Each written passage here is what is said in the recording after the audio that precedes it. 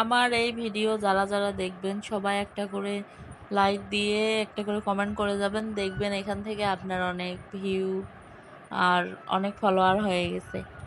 আজকে আমি রান্না করতেছি গরুর ভুঁড়ি দিয়ে আলু।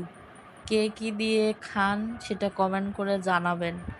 আমাদের উত্তরবঙ্গের প্রায় মানুষই এটা হচ্ছে করলা দিয়ে আর আলু দিয়ে বেশি খায়। তা আমরা কখনো করলা দিয়ে খাই নাই, আমি আলু দিয়েই খাইছি।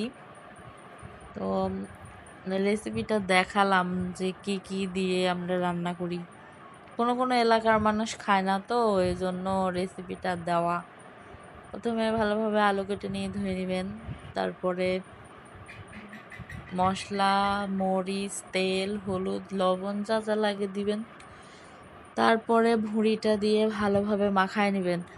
তরকারি যত মাখাবেন তত মজা লাগবে, যত সুন্দর ঘ্রাণ বের হবে তরকারির টেস্টও তত ভালো আসবে।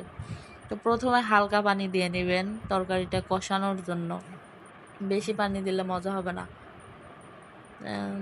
আমি অল্প একটু পানি দিয়ে এটা কষায় নিব।